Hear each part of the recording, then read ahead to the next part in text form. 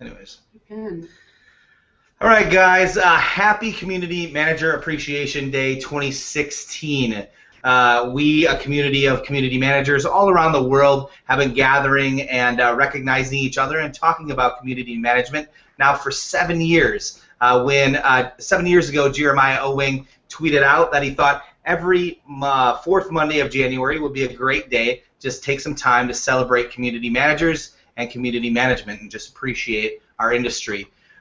We've been doing these live hangouts for 4 years during CMAD and actually 24-hour hangouts for the last 3. Those last 3 years also have we have had an awards program where we have allowed we've requested community managers to nominate one another and with the help of some sponsors produce actual physical awards with swag kits and literally send them all over the world to people who have won. This year we've had over 300 different nominations, so thanks for nominating your fellow community managers. And my name is Brew. I'm the Director of Awesome with BTC Revolutions and co-producer at My Community Manager, and happy to be here today. Hey everybody, I'm Sherry Rudy. I'm the Community Manager at Magento and co-produce my CMGR and CMGR Hangout. hi guys, I'm Kristen Cardos. I work in community for Convince and Convert and V3 Broad Suite. Hey guys, happy CMAD. Rachel Miller from Pure Matter. Hey guys, it's Brock. I am the founder of Amplify Your Biz, and I'm also the community manager for Meshfire here in Seattle. What's up, world? I'm Dom. I am the community manager and project manager with BTC Revolutions, as well as a co-host of Community Manager Hangout with Sherry and Brew. Before we jump into everything, just want to give some shout-outs. We've been having a bunch of love and everything like that spread out throughout the day today for all the community managers. Well-deserved love. But I want to give a shout-out to our award sponsors that really stepped up and provided some wicked swag, as we were talking about before this hangout actually started, for all of our award winners. So big ups to Salesforce, Community Cloud, Higher Logic, Online Community Results, Sprout Social, Vanilla Forums, Zoomph, communitymanagement.org, socialmedia.org, Amplify Yourself, Igloo Intranet, and Meshfire. So thank you so much, guys, for really making the award something super special. Hey, Brew, what hour are we on now, buddy? Well, that's a good question, Dom. We are on hour 20 of 24, so we're just around the bend. Today's this hour's topic is key strategies to empower your advocates and ambassadors, and we're going to turn things over to Sarah, and we'll see you after a while. Hey everybody, thank you so much for tuning in. So as Brew just said, we'll be talking about key strategies to empower your advocates and your ambassadors. So that is everywhere from employee advocates to ambassadors, whether that be an ambassador program or just loyal people to your brand, just ways to get them to really talk about your organization. So I'm Sarah Nagel. I'm the Community Outreach Manager here at Sprout Social. I focus on fostering relationships and building community through outreach to community managers and social media managers through social channels. And also, really exciting, we just kicked off our brand new advocate program here at Sprout called Sprout Social All-Stars. So you can read all about that in our blog at sproutsocial.com. But the real stars today are our panel here, so I'll kick it to them to introduce themselves. Andrew, if you want to get started, you can go ahead. I'm Andrew Wozliak. I'm the founder of Socialize, marketing firm here in Boulder, Colorado, and the community manager at Page One Solutions. I'm a contributing author to the Bamboo by Sprout blog. It's a new advocacy platform that Sprout Social just launched, and I'm excited to be here. And we'll just roll along. Greg, if you want to go next. Sure thing. So I'm an employee at Sprout Social, specifically with the Bamboo product, where Andrew is kind enough to be a guest blog poster over there. I help in all areas of sales and marketing for Bamboo, so employee advocacy is right down my alley. And Lindsay? Yeah, hey guys. My name's Lindsay Ehrlich. I am a marketing manager at Pearson Education, and I run our college student advocate program. I also Instagram if you love watching food. I Instagram gluten-free traveler, all gluten-free food pictures. And I run CMX NYC. So if you're in the New York area, join us on Thursday for a CMAD celebration. And last but not least, Vidar.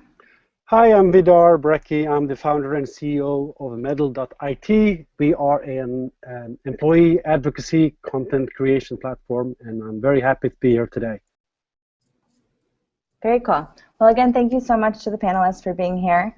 We can just kick it off right away with why you think the topic of advocacy has grown in importance and popularity so much so recently. And feel free to just jump in. We can, take turns chatting.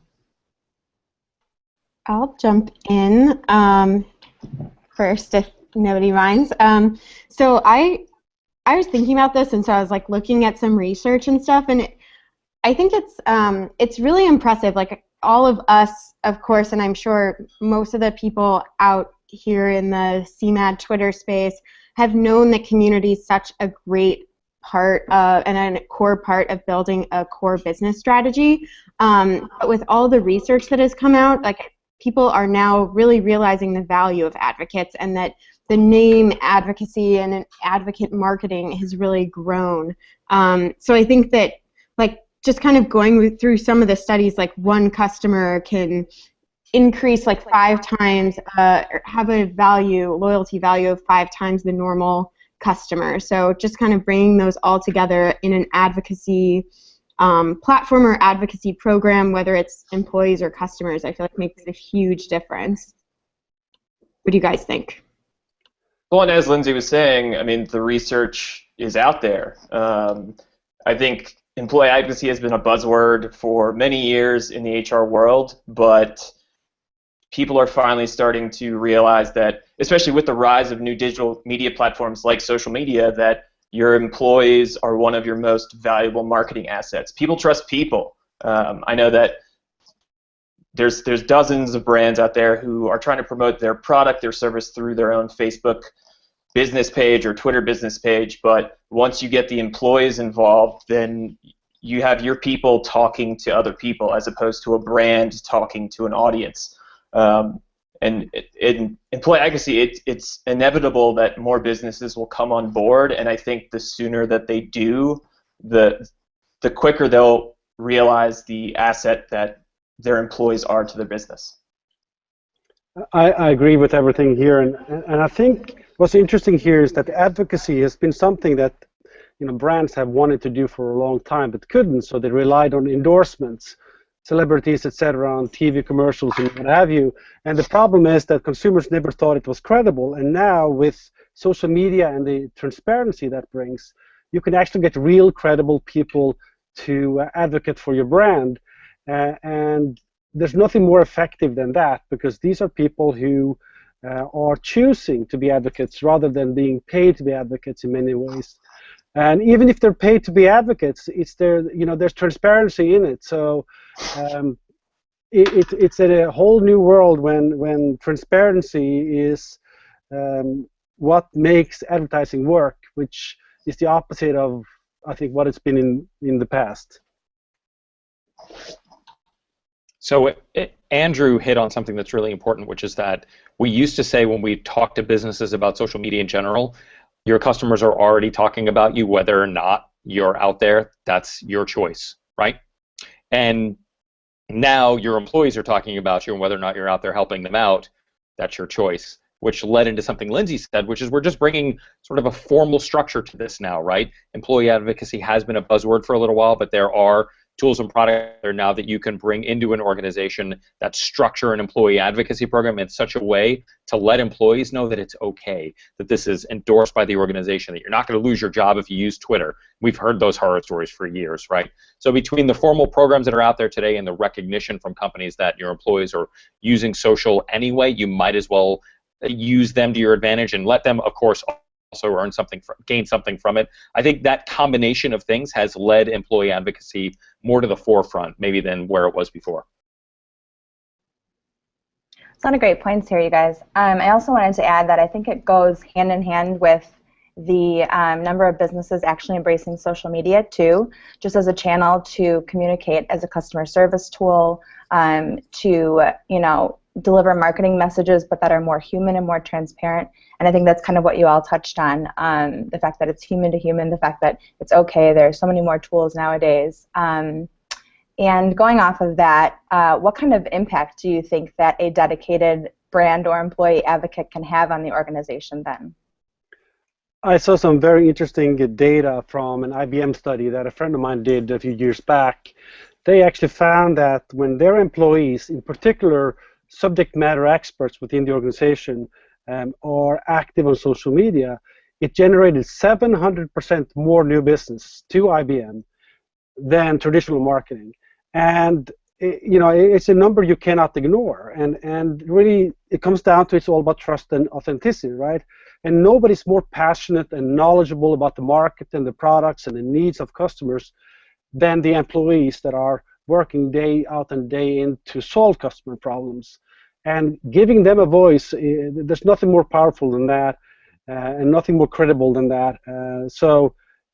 When a big company like IBM with a huge marketing budget finds that employees outperform anything they do, I think it's time for us all to listen up and get with the program. Well, sorry, go ahead, Greg. Please, Andrew.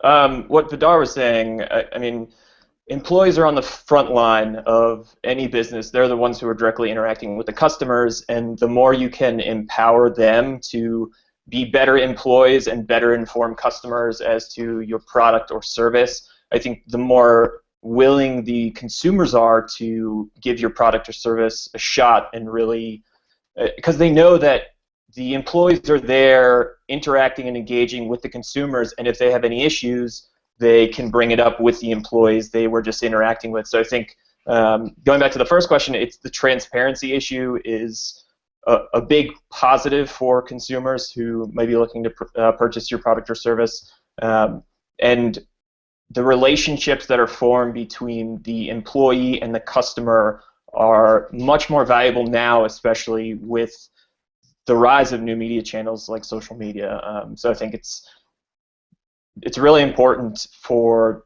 businesses to realize that their employee advocates can bring in more revenue, and they can bring in the return revenue, which I think return customers are a huge asset to any business out there.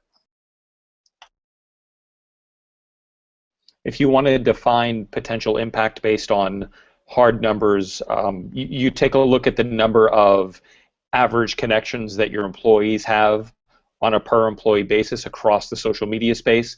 I think many of us are probably familiar with the number 850. It's a Statista and DMR survey that says that your employees on average have about 850 social connections across LinkedIn, Twitter, and Facebook. It doesn't mean that that's the number for your organization.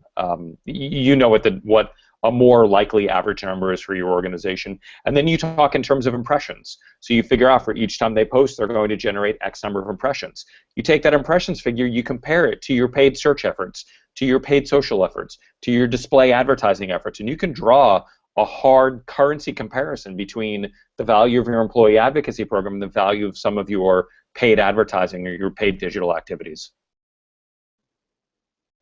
Yeah, I love all the metrics, Greg, and I think just on like a qualitative side, like basically, and I know a lot of you guys echoed this, is there's really like no better salesperson for your product than your customers. And like you all said, your employees are your core. You don't need to be a salesperson to meet someone at a conference, like Greg is at a conference. If you meet someone just at the bar or wherever, like it's really your genuine self, and having hey, I didn't say that, you did. But like really being able to provide that honest, genuine feedback of, yes, like this is what I love about my company.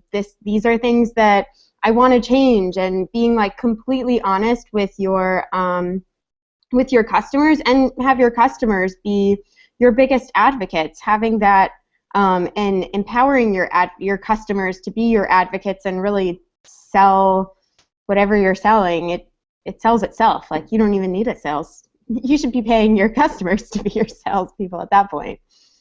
And so Lindsay, I think the advocate program just makes a huge difference. can you talk? I know that you've launched your ambassador program with Pearson. Can you talk a little bit about what the impact that you've seen that program have? Yeah, so we launched a advocate program with college students and have seen a huge impact even just on social media, like you guys were talking, social metrics. Having the whole gamified approach, which we are so lucky. I have to give a shout out to Influitive. We're so lucky to partner with them and create this. But just kind of having that gamified approach and encouraging students to get to know the real us through videos and hangouts like this, not on air, but kind of giving them the real core, genuine approach, getting to know us, and then showing that we've been able to, just in our first month of launching, been able to double our social engagement, which has never happened before. So that was really cool. And we just have like all these really awesome, excited college students tweeting about how they love us, which you can't find that very many places. Well, especially when it's about homework. That's really super exciting, and I think that some of the impact of our All-Star program obviously has remained to be seen, but I'm definitely going to be tracking that through the kind of traffic and trials we get to the site. The fact that you've doubled social engagement is huge. That's a huge sign that it's working well. Yeah, so I found that out today. I was super excited. That's awesome. Great thing to bring to this discussion too. So going on the opposite end, can we discuss maybe some potential negatives around an employee or a brand advocacy program? Whether that be the brand messaging is a little off base or something along those lines. Can you guys all discuss things to look out for? One of the smartest PR directors that I've ever worked with said that there's no one better suited to manufacture a crisis than one of your own employees. And that's the risk that you run with an unstructured, rather informal advocacy attempt, and I won't call it a program because program implies it is formal, or if you do nothing at all, then you leave your employees wide open for that. So I think that's the biggest one that comes to my mind.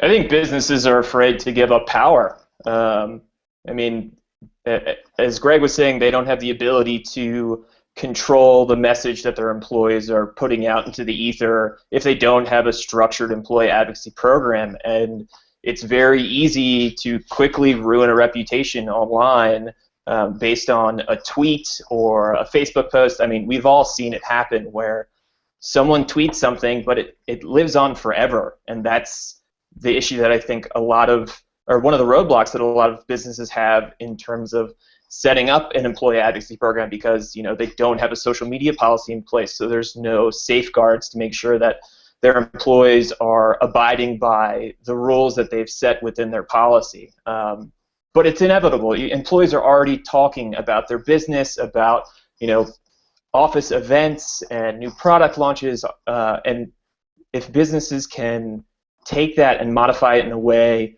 to be beneficial, to have a positive impact on their brand, I think most businesses would agree that it can be very beneficial to many aspects of business, revenue, all that. But the power thing is the one thing that I've found that businesses have, especially management, has a large problem in giving up that power.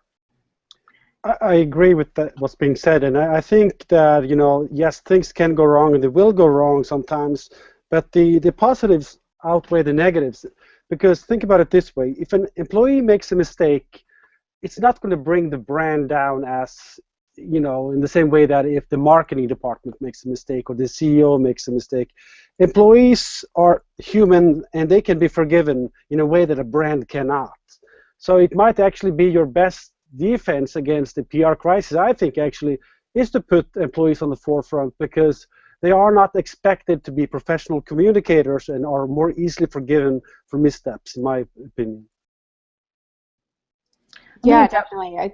Go ahead, Lindsay. I was just going to say, definitely the most important thing is just getting people there and really humanizing your brand. I think another potential negative, although I definitely agree that the positives outweigh the negatives, is that if you've empowered potentially too much, that your customers, I'm talking about here, like think that they completely represent the brand. Employees is a different story because they are an employee, and you're right, they might not be able to completely represent the brand, and they are human, but we had, like, potentially someone could have, for example, like a tech issue, and a customer is so empowered and tries to help them, might not really help them the right way, although it's really great that they tried. And so it just might take a little extra helping as far as the tech support end. But in for the same example, like, everyone is human and totally forgivable, and it's all about, like, really being genuine and fixing the problem. But I could see that as being something, and I know situations that has happened before, but everything works out in the end. So I would definitely encourage you all to look into an advocacy program if you don't have one already. That's a great point, Lindsay. I think that it's worth saying that it's really valuable to put clear communication forward in developing an advocate or advocacy program for external people. I'm going to jump around the questions a little bit, and I wanted to go back to a point that Andrew was making about a social media policy. I'm curious if you think that having a social media policy is necessary when you're trying to promote employee advocacy. 100%. Every business should have an employee advocacy and social media policy, but it shouldn't be one that restricts employees. It should be one that empowers them. Clearly, there has to be guidelines set in place saying, you know, that there will be consequences for any large missteps on the employee's end. But we want you to be out there. We want you to be vocalizing the brand message, but it has to be done in a certain way. If you don't have a social media policy in place, you're leaving yourself open for some serious hurt down the road. And I think that also you also need or should have some sort of guiding principles for customer advocacy programs as well. Just like Andrew said, not restrictive but empowering, but kind of letting people know that the lay of the land is that this is a positive, uplifting environment, and this is like the what we're trying to go for, and that we're all pushing people up and not pushing people down, and being positive in that way. I think it's kind of interesting, particularly in larger corporations that try to get their senior staff to be, you know, employee advocates, and suddenly you have, you know, somebody who's a vice president and makes both a lot of money, and then suddenly they are not trusted to say anything in public on Twitter, but they are trusted with millions of dollars of revenue, and there's just this disconnect. I don't understand why there's almost, you're starting from the perspective of distrust rather than starting from the perspective of trust when it comes to employees, because I think that most employees understand what the right thing to do is, and I think Zappos, they have my favorite employee advocacy policy or social media policy. I think it's one line. It says, use good judgment. They don't even say use your best judgment, because your best judgment might not be really good, but you pretty much know what the standard is, right? So use good judgment, and I think anybody who wants to keep their job, they will use good judgment. Vidar, have you set up social media policies for any of the companies that you've founded? Yes, we have, and they are basically the same thing, use good judgment, because you don't hire people that you don't trust. And I think the social media policies are created for the legal department more than it's created for the employees, right? So I've avoided growing into a company that needs a legal department to keep tabs on the employees. So yeah, I don't like policies. I like trust, and it tends to work better. There tends to be more engagement when you start from a trust perspective. It's really Definitely all about trust. I agree. And that is a really great point. Yeah, for sure. We actually don't have a policy here at Sprout. That said, we might get one someday, but thus far in our longevity as a company, it hasn't been necessary because our employees do use good judgment, so that's really great. So let's go back to question 4. I'd like to talk about some of the key components in setting up an advocacy program. So either employee or brand, obviously. I know that we touched on clear communication is really important. For me, organization has been super key. I use a combination of Trello, Google Drive, and Slack to communicate with different parts of the organization in order to get this program set up. So either by the tactical stuff, or what are just some key components for getting people to really talk about your brand in a good way? I think to any successful employee advocacy program, you need to first set goals and objectives. What do you want your advocacy program to accomplish? What metrics are you going to be looking at to measure if you're reaching those goals? Next, I think it's important to start small. You don't want to try to empower 100 employees all at once. You want to get a few champion advocates to really get buy-in from other employees. You want to find people who are already very active on social media, and it doesn't hurt if they have a large social media presence as well. And then you slowly train other employees. It's really important to have tools that facilitate the advocacy program. Bamboo by Sprout, amazing tool, check it out. But that really helps organizations, especially enterprise organizations that may be global, maybe across the country, to really coordinate their social media advocacy efforts. So I think it's important to always reevaluate 6 months down the road, a year down the road. Maybe your objectives are going to change, maybe the goals that you're trying to reach are going to change. But it's important to go in with a strategy, utilize tools, and really continually reassess your efforts as you go along. Every rollout we do of Bamboo for our customers starts with a conversation about success metrics, which is not a conversation at all about the tool that they've decided to use for management of their employee advocacy program. It's a conversation about what their organization's objectives are, what the department strategy is in support of those objectives, and what the individuals who are the key stakeholders are being personally measured on.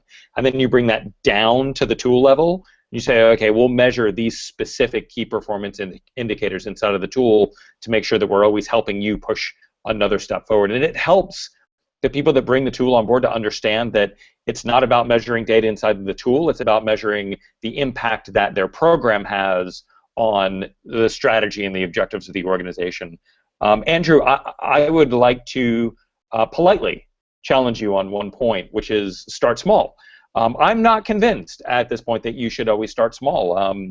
Start small, live small, die small might be the case. When you're talking about large enterprises, maybe it's you want to encourage people who are thinking about employee advocacy to think about enterprise deployment. They might not always achieve enterprise deployment, but if you don't encourage them to think about enterprise deployment, they might go to 100 employees when they have a pool of 10,000 and never go past 100. So just a polite challenge and food for thought for other individuals to comment on. There's obviously no right or wrong answer here. So for the individuals who are watching that may be part of enterprise organizations, Greg, if you can touch on what would be the best way to go about deploying an employee advocacy program in organizations that may have 10,000, 100,000 people working there. Yeah, do it in waves, which is very similar to what you had commented, which that might be interpreted as start small, right? It's a mentality issue more so than anything else, and it might be semantics that we're discussing, but definitely do it in waves and start with those employees that are most socially active. So we run participant analysis studies for our employee advocacy programs and customers that sign on to use our product, so that they understand up front, here is your first 100 employees who are most socially active. Here's your second set of 100 employees who are most socially active. These are the individuals you want to target first. These are the individuals that will help you build internal positive momentum, so that as you do expand to 1,000, 2,000, 3,000, 4,000 employees, you've got that internal positive momentum at your back to help you out. If you start with the negative Nellies and the naysayers up front, you're going to have a really hard time overcoming those challenges at the very beginning. I just want to add one thing, and this is where I get in trouble and into a fist fight usually, which is a lot of times the tools make it so easy for employees to share content without thinking. And what happens is that the employee can easily turn into just like, a mouthpiece for the marketing department, just repeating something that is clearly not a message that they have taken and made their own.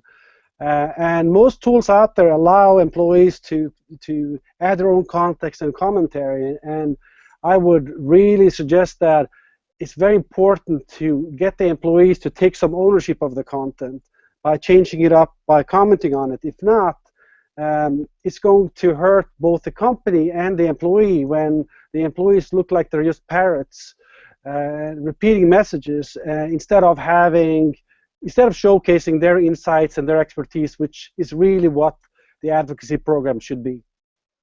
Yes, yes, yes. Great point. Thank you. Yeah, definitely. And then I just wanted to switch gears a little bit and talk about customer advocacy.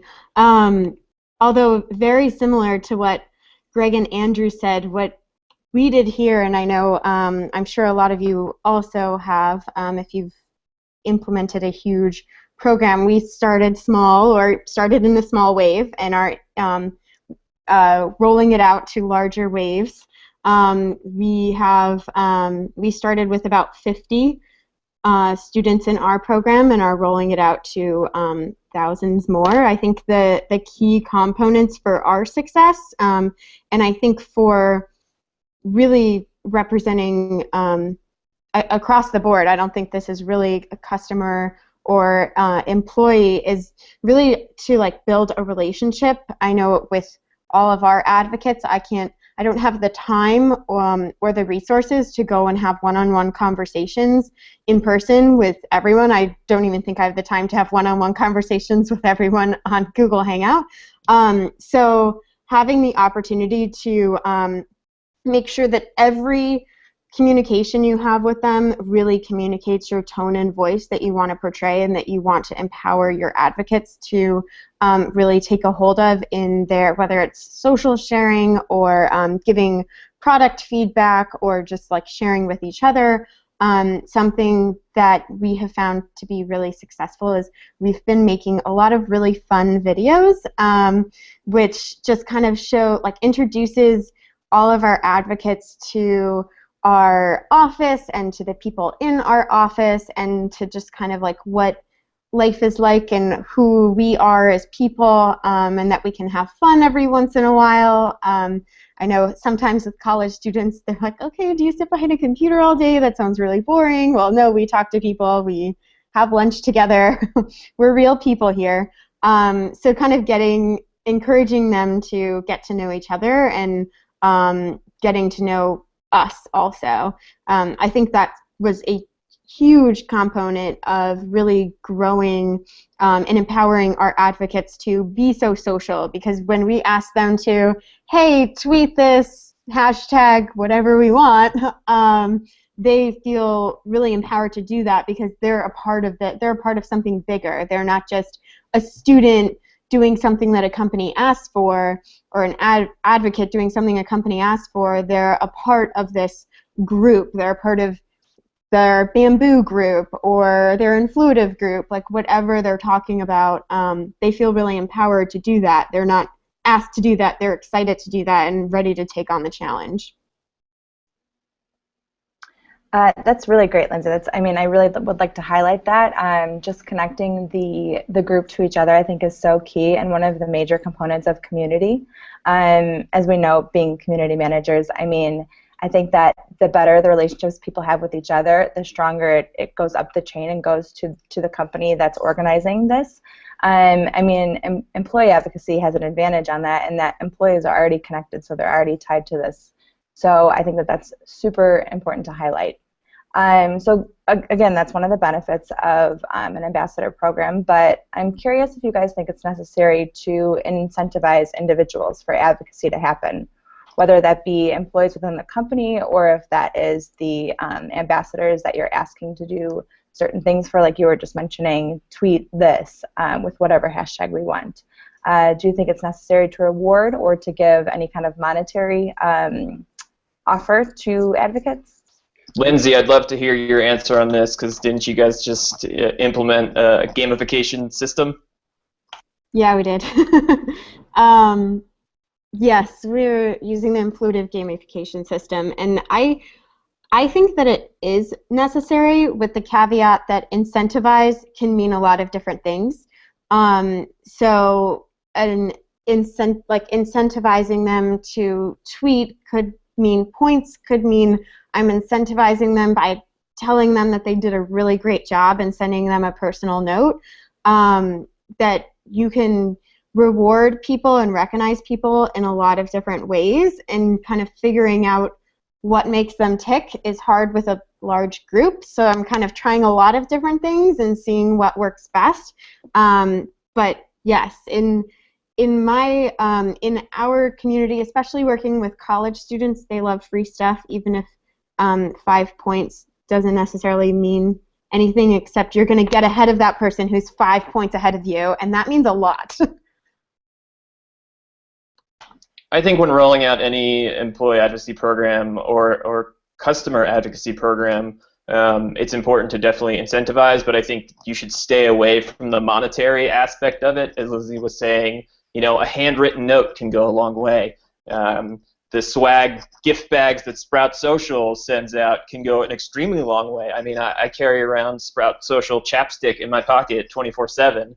And again, that's just another way to amplify your message. But when originally rolling out your either consumer or employee advocacy program, I think it's important to have some sort of incentivization there just to get things off the ground.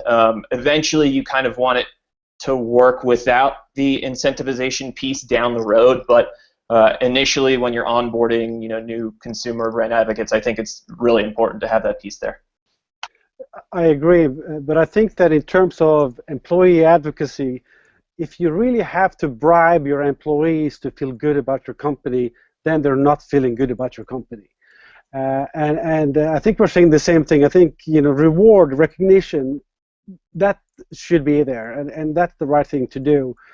But if you're gamifying it to the point where the game itself is the goal, you've kind of missed out on the power of a passionate employee or customer.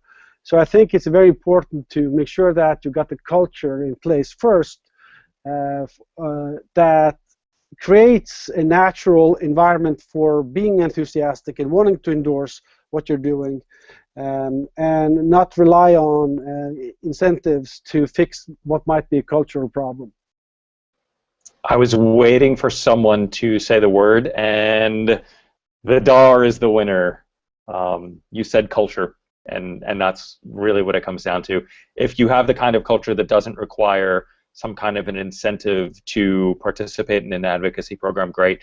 Lindsay, I think in this case the college student example is definitely the exception to the rule that I'm talking about here. You're going to need to incentivize college students. I mean, I took my first credit card out because they gave me a T-shirt and like a 2-liter of Coke or something ridiculous like that, right? But we see our customers approaching the rewards and recognition space in one of three ways. Very simple. Is executive recognition, right? So the leadership of the organization saying thank you to people that are active in the social space based on the advocacy program.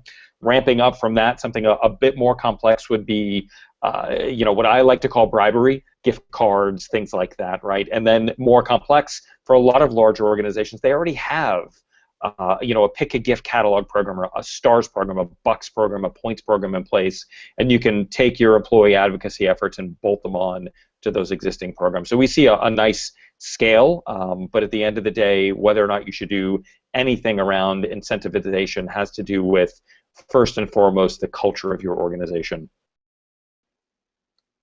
Greg, do you ever talk with companies that maybe don't have the best culture in place, and how do you deal with that and addressing that? Yeah, so we do, and when we work with companies that feel like, I'll throw up some generic example, right? My employees don't want to use Twitter. Their insert ageist comment here, their, whatever, right? People make all sorts of excuses for why their employees probably don't want to use social media, and they're making assumptions that are probably flawed about their employees. So what we do is we encourage a better communications approach to get employees excited about the program. It can be a bottom-up approach, and it can be a top-down.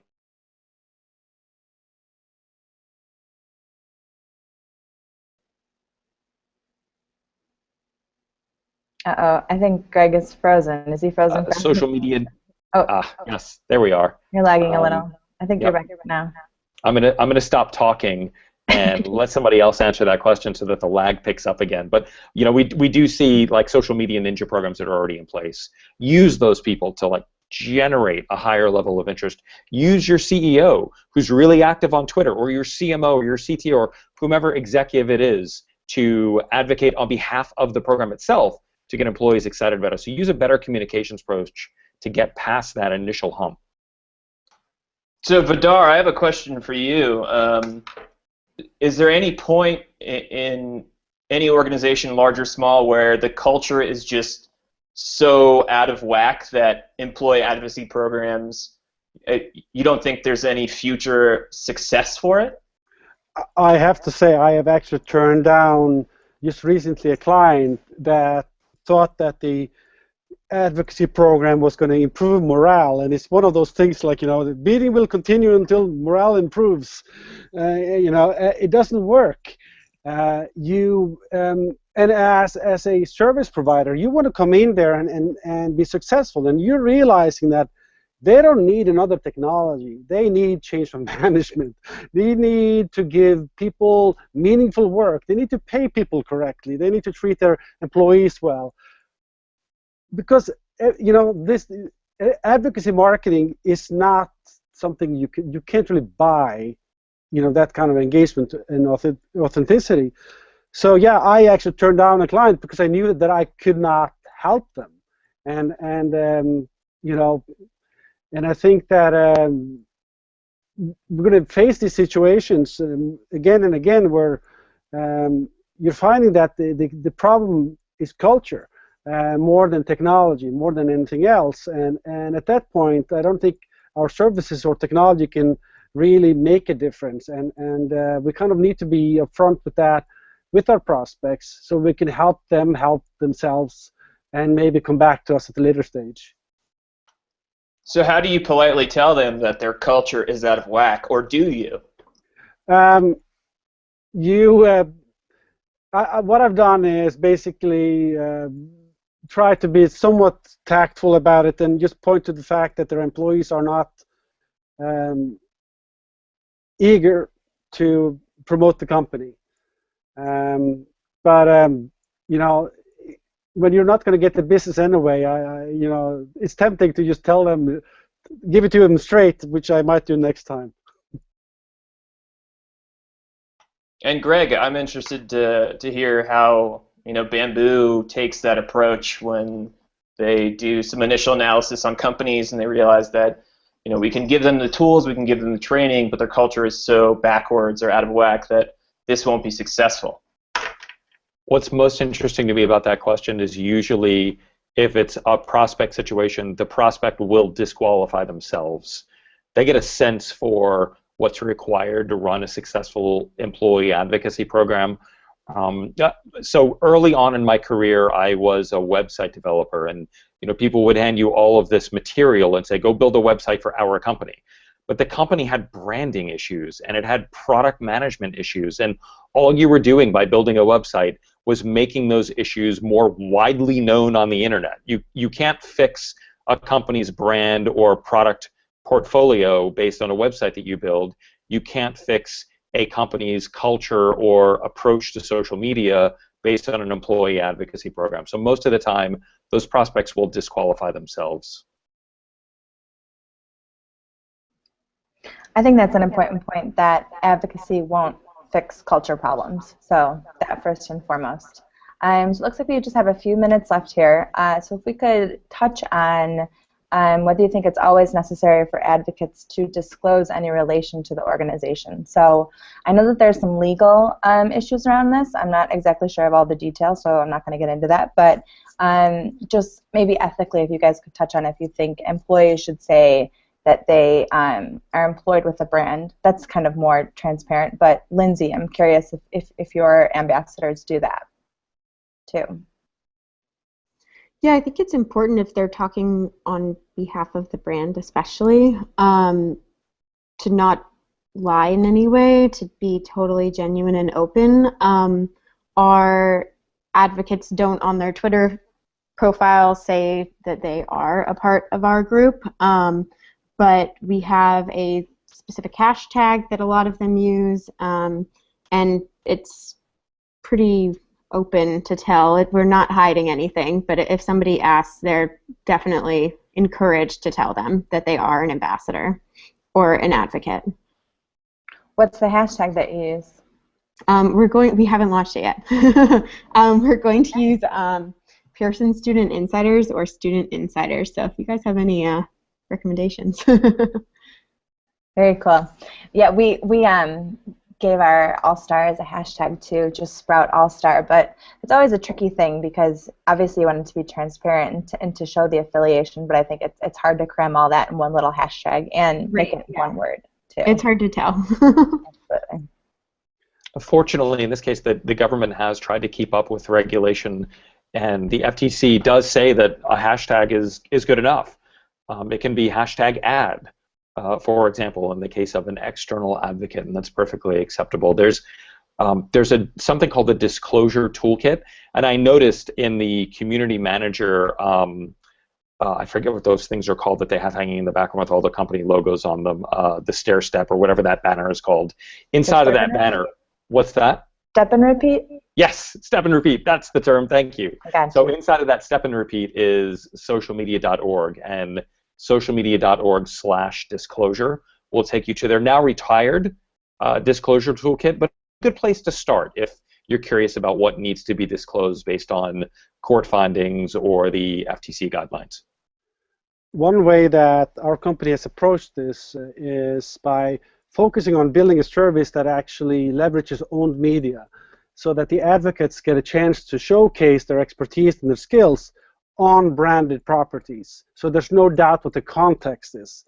And you know, most people have a Twitter profile that says that I work for XYZ company, but even if they didn't and somebody were to click on a link, it would lead back to that advocate or that employee's content on a branded site where it's very clear that they are talking as an employee on a company-sanctioned website. So we've tried to focus on actually getting employee advocates to make better use of owned media as a way to really show the link between themselves and the company and their customers.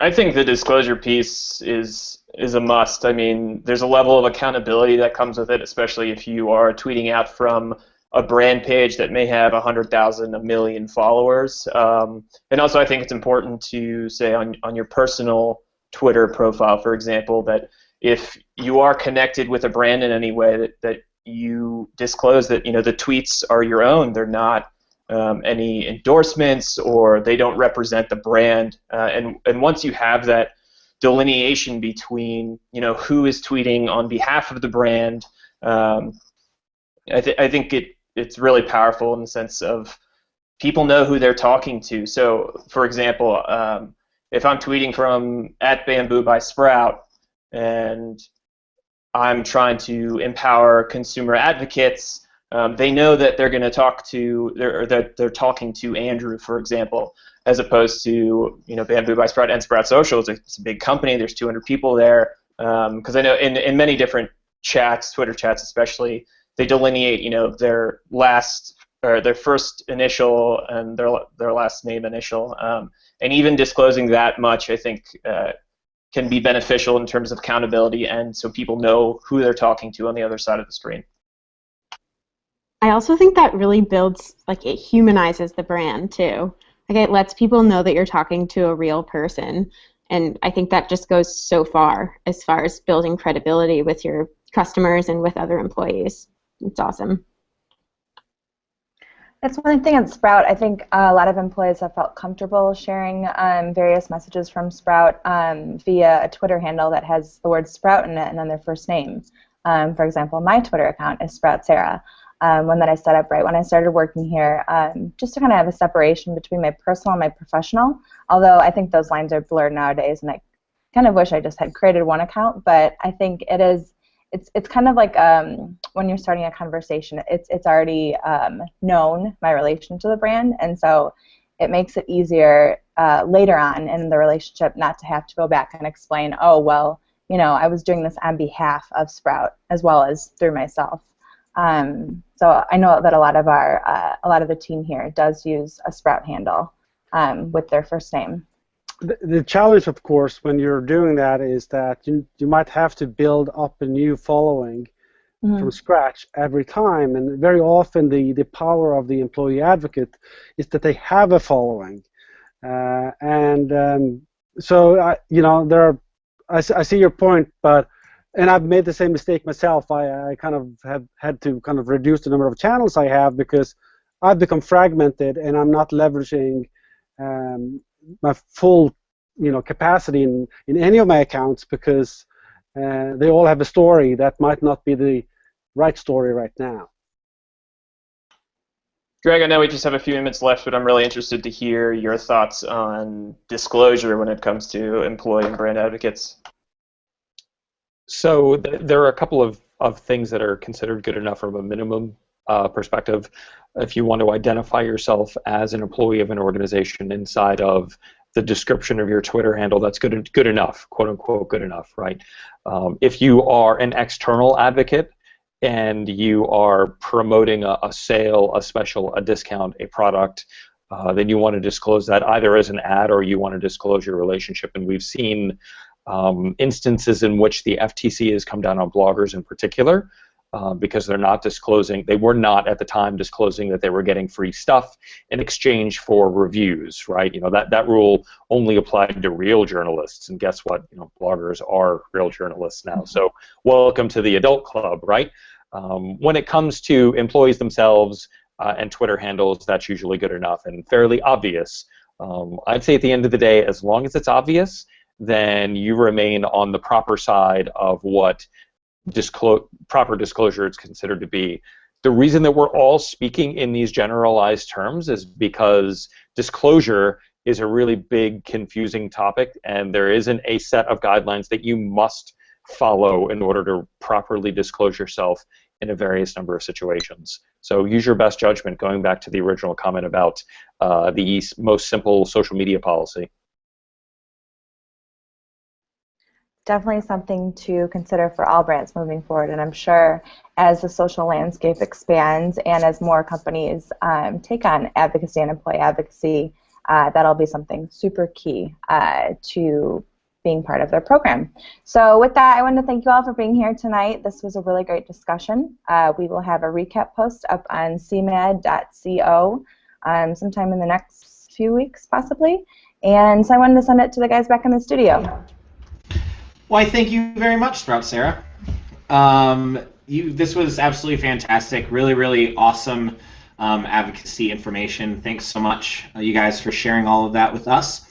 And like Sarah said, not only with this panel, but with every panel, make sure you keep checking back to cmad.co because there will be recap posts for every single one of the panels that has happened so far today, and will continue to happen for the next couple hours. All right, guys, thanks so much, and we will see you again in about 7 minutes. Thanks, guys.